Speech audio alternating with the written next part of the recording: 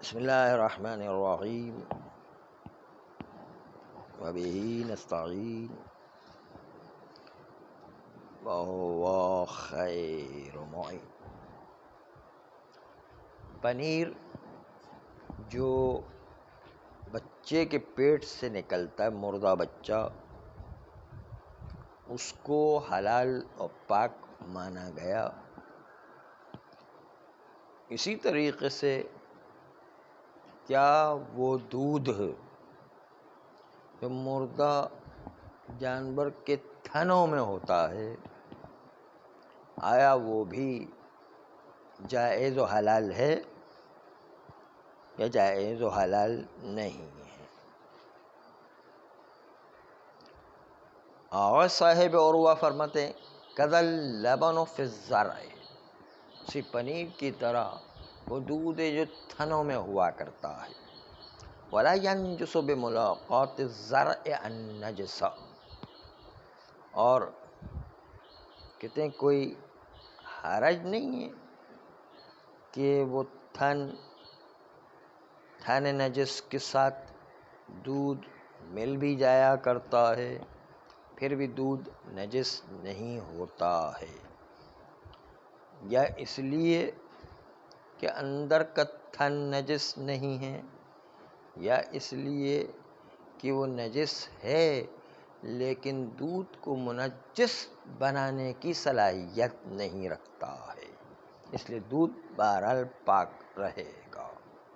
یا اندر کا حصہ تھنوں کا نجس نہیں ہے، یا اندر کا تھن دودھ کو نجس بنانے کی صلاحیت نہیں رکھتا، ولو ان کے خود نجس ہے لیکن منجس نہیں ہے۔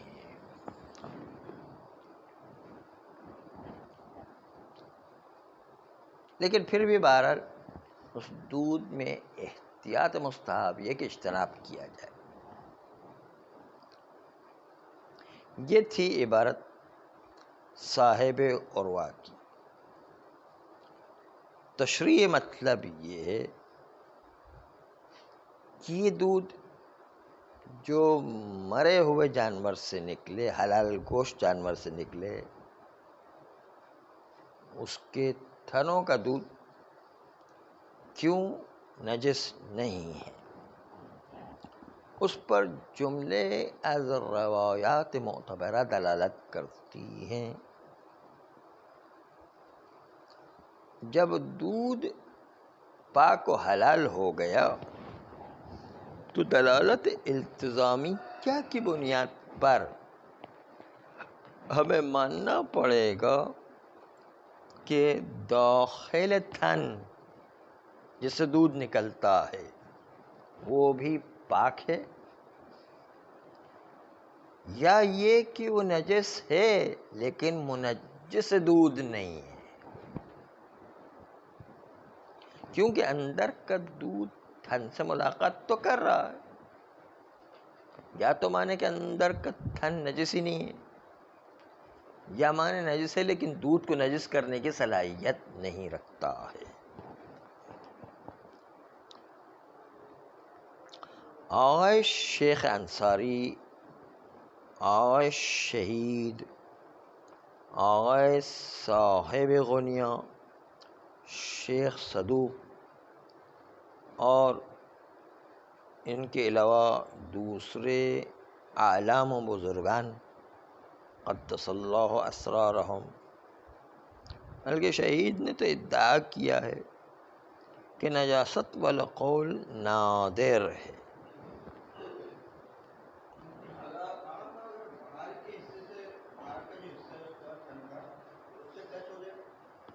ہاں وہی کرے کہ جہاں جہاں وہ ٹچ ہونے کا امکان ہوتا ہے اس کو پاک مانے، یا نجس بھی مانے تو وہ دودھ کو نجس کرنے کی صلاحیت نہیں رکھتا ہے۔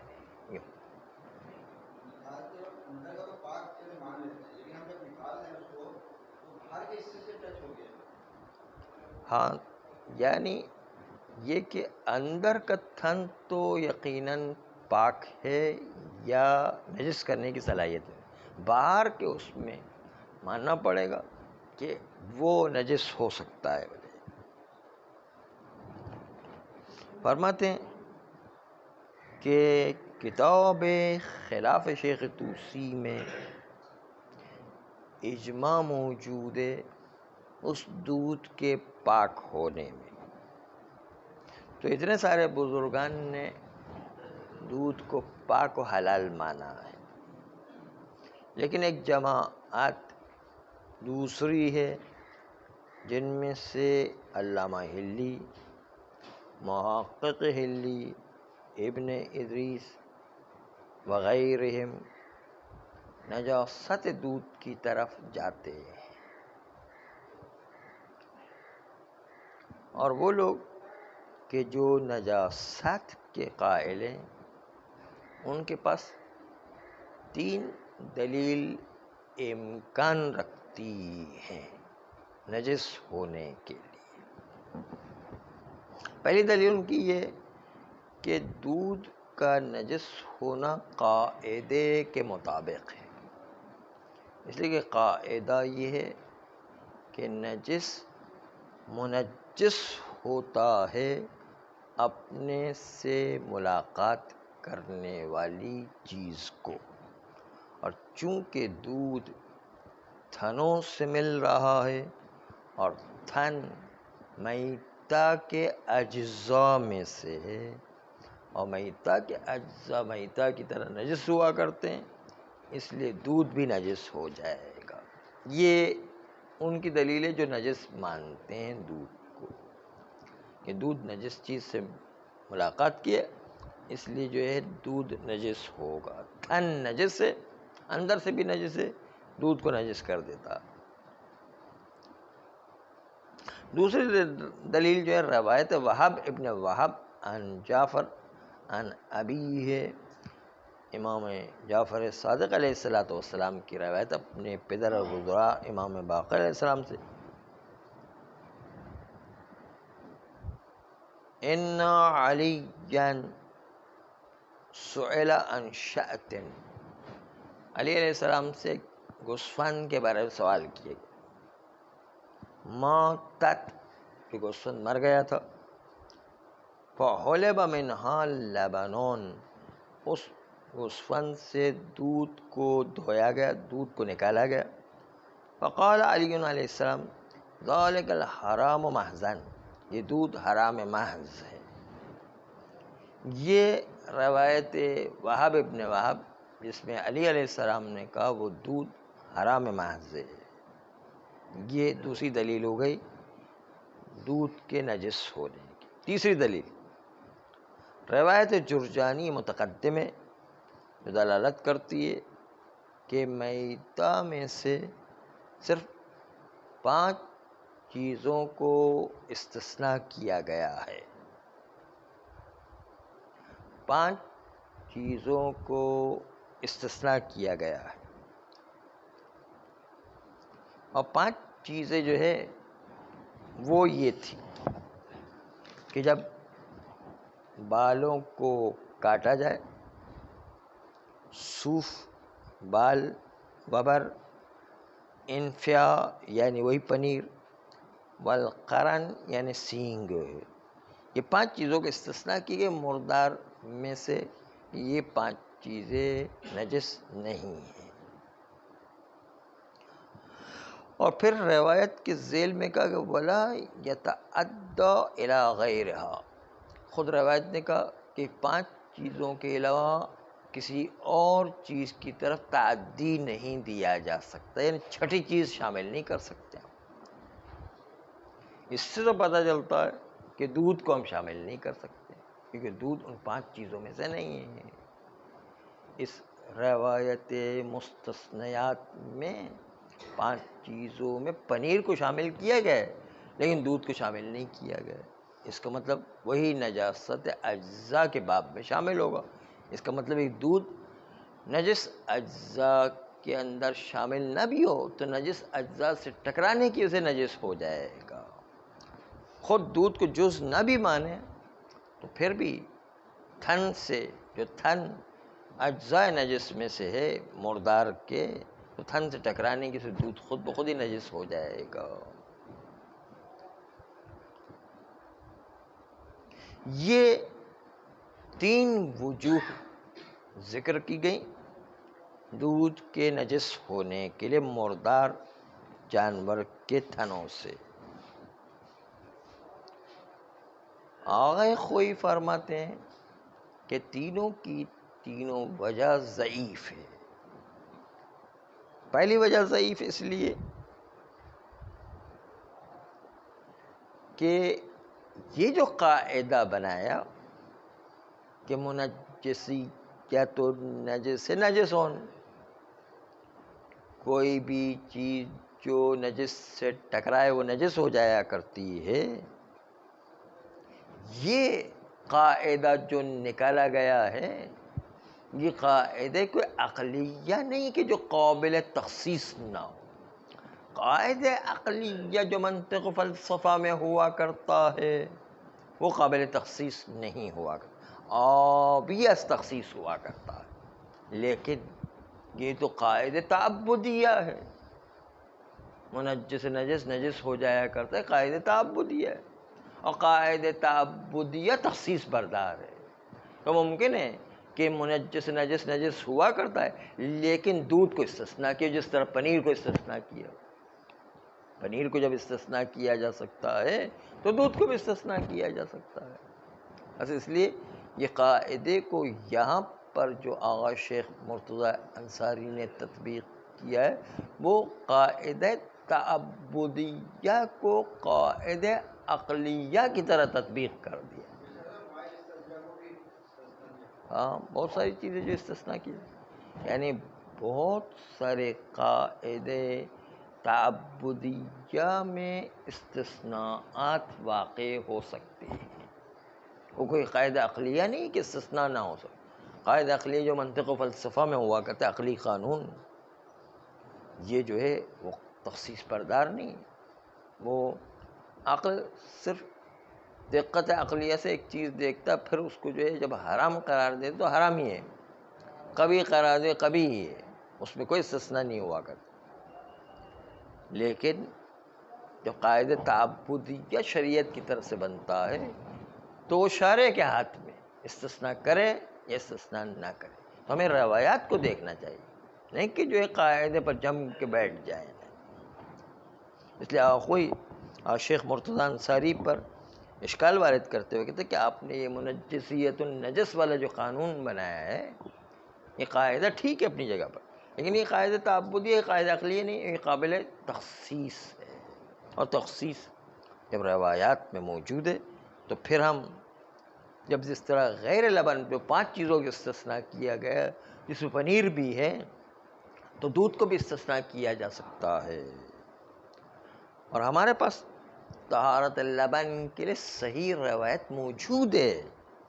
بس یہ صحیح روایت جو موجود ہے تو موجب صحیح روایت موجب بنتی ہے کہ اس روایت کو تخصیص دیں، اور اس قاعدے میں تخصیص واقع ہونے میں کوئی محظور لازم نہیں آتا ہے۔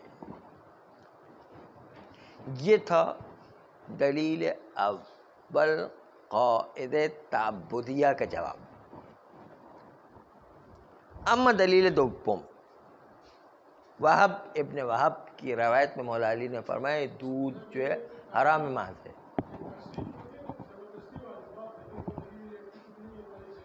روایت صحیح موجود ہے، کہتے ہیں روایت صحیح موجود ہے کہ دودھ جو مردار کے تھن سے نکلے وہ پاک ہے، حلال ہے، روایت صحیح موجود۔ جی روایت نہیں سنی آپ نے؟ روایت صحیح موجود ہے ہمارے پاس، بالکل صحیح روایت موجود ہے کہ دودھ جو ہے وہ پاک ہے جو اس مردار کے تھنوں سے نکلے۔ ان کے پاس بھی روایت ہے، روایت وہی اب پڑھ رہے ہیں، نہیں اب وہی روایت پڑھ رہے ہیں، وہب ابن وہب کی روایت جس میں علی علیہ السلام نے فرمایا کہ دودھ جو ہے حرام محض ہے، اس روایت کو پڑھ رہے ہیں۔ فرماتے یہ روایت جو علی علیہ السلام کی وہب ابن وہب سے آئی ہے، اس روایت پر چند اشکال وارد ہے، صحیح روایت نہیں ہے وہ روایت۔ اول تو وہب ابن وہب ایک اہل سنت سے تعلق رکھنے والا ہے، دوسری بات یہ کہ اس کے جھوٹے ہونے پر بہت سی علامتیں موجود ہیں ہمارے پاس. ابھی چند دنوں پہلے ایک روایت پڑھ رہے تھے, وہ بھی سن لیں, بہت ہی عجیب روایت ہے. امام رضا علیہ السلام سے روایت ہے, بہت معتبر. اس میں کہا کہ خود امام علیہ السلام کے زمانے میں 1400 سال پہلے سازش رچائی گئی, جس میں راوی نے کہا مولا آپ مولا علی کے فضائل تو بیان کرتے ہیں, اہل بیت کے فضائل تو بیان کرتے ہیں, لیکن آپ کے دشمن بھی علی کے فضائل بیان کر, ہم تو بڑے خوش ہو جاتے. اہل بیت کے فضائل بیان کرتے ہیں, دشمن بھی. بلکہ جملہ راوی کا بڑا عجیب تھا, کہا مولا وہ دشمن تو وہ علی کے فضائل بیان کر رہا ہے جو آپ بھی بیان نہیں کرتے. یہ جملہ جو ہے خود راوی کا ہے. تو امام علیہ السلام نے کہا اس روایت کو آپ کیا سمجھتے ہیں؟ اس میں 3 قسم کی سازش پوشیدہ ہے. امام نے خود نے کہا ہے, امام رضا علیہ السلام, اور سچی صحیح روایت ہے بالکل. پہلی روایت یہ کہ اس روایت کو مولا علی اور اہل بیت کے لیے جو فضائل پیش کی گئی, جس میں کہا کہ علی نے جو ہے زمین و آسمان کو پیدا کیا, بارش برسانے والا ہے, اللہ تمہارا رب ہے, اسی نے سب کو پیدا کیا, یہ جو روایتیں جو اس قسم کی موجود ہیں,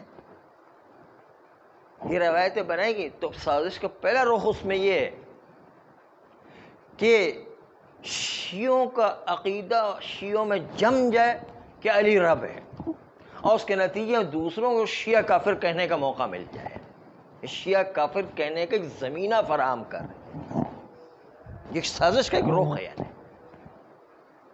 تو دوسری طرف سازش کا دوسرا رخ ہے کہ یہی لوگ علی اور آل علی کے لیے فضیلت کے بجائے وہ جو ہے علی کو گرانے والے روایت بھی پیش کر رہے ہیں. یہی لوگ ہیں جس میں کہتے ہیں کہ علی علیہ السلام نے کبھی شراب پی لی, نعوذ باللہ نعوذ باللہ نعوذ باللہ, مثلا اس قسم کی روایت بہت.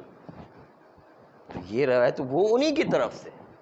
اور تیسری انہی کی طرف سے روایت ہے کہ دشمنان اہل بیت پر لعنت کے نام لے لے کر, پہلے کا بھی نام, دوسرے کا بھی نام, تیسرے کا بھی نام, فلاں کا نام, فلاں کا نام لے لے کر, تاکہ جو ہے خود بخود شیعوں کی سارے لوگ فرقوں والوں سے دشمنی ہو جائے. یہ سازش کرو خود امام رضا علیہ السلام نے صحیح روایت میں خود بیان کیا ہے. تو یہ جو ہے سازش کے رخ ہوا کرتے ہیں.